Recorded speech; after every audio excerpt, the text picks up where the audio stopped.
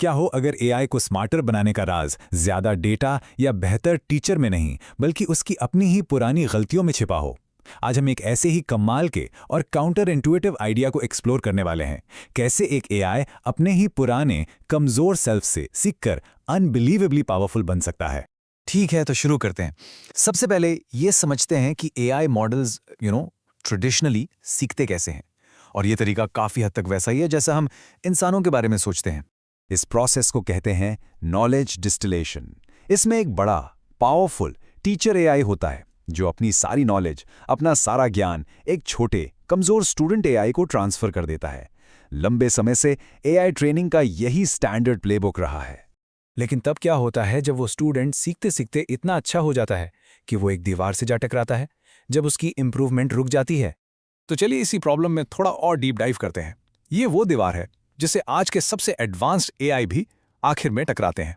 Technical terms में इसे कहते हैं सैचुरेशन बॉटलनेक। बेसिकली ये वो पॉइंट है जहां एआई का लर्निंग कर्व एकदम फ्लैट हो जाता है। आसान शब्दों में कहें तो वो और स्मार्टर होना बंद कर देता है। तो यहाँ असल में हो क्या रहा है? होता यह है कि एआई एक तरह से ओवर कॉन्फिडेंट हो जाता है। वो अपने जवाबों को लेके इतना सर्टन, इतना श्योर हो जाता है कि उसके लर्निंग सिग्नल्स, वो सिग्नल्स जो उसे बेहतर बनाते हैं, वो पूरी तरह से फ्लैट लाइन हो जाते हैं। वो नए डेटा से कुछ भी मीनिंगफुल नहीं सीख पाता और सारी प्रोग्रेस वहीं रुक जाती है। तो इस लर्निंग प्लेटो को कैसे तोड़ा जाए? इसका सोल्यूशन सरप्राइजिंगली बहुत सिंपल है और बहुत ह्यूमन भी। इस रिसर्च के पीछे का पेपर एक शानदार एनालॉजी देता है। आप ही सोचिए, जब कोई एक्सपर्ट किसी जूनियर टीममेट के साथ काम करता है तो क्या होता है? उस एक्सपर्ट को अपनी सोच को, अपनी रीजनिंग को और भी शार्प करना पड़ता है ना? उसे ये समझना पड़ता है कि उसका टीममेट कहाँ और क्यों गलती कर रहा है।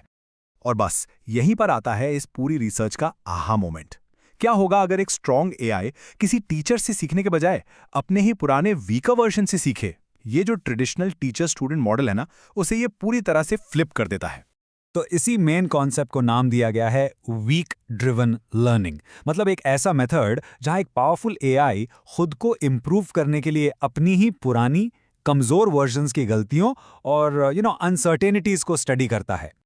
ओके, थियरी तो बढ़िया है, पर यह असल में काम कैसे करता है?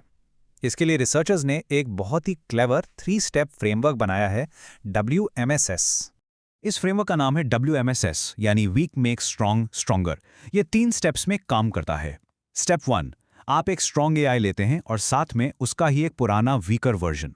स्टेप 2, अब आप उस कमजोर एआई का इस्तेमाल करते हैं उन मुश्किल प्रॉब्लम्स को ढूंढने के लिए जिनसे स्ट्रॉन्ग एआई भी स्ट्रगल करता है।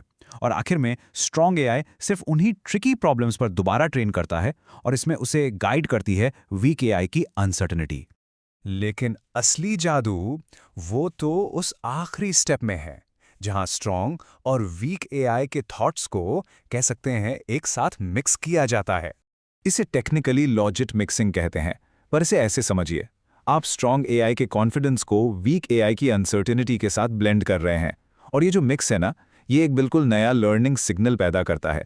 ये उन सबसे मुश्किल प्रॉब्लम्स पर जहां एआई ने सीखना छोड़ दिया था, उसकी सीखने की क्षमता को फिर से रीइग्नाइट कर देता है। ये सब सुनने में तो बहुत रेवोल्यूशनरी लगता है, पर क्या ये असल में काम करता है? तो चलिए डेटा देखते हैं।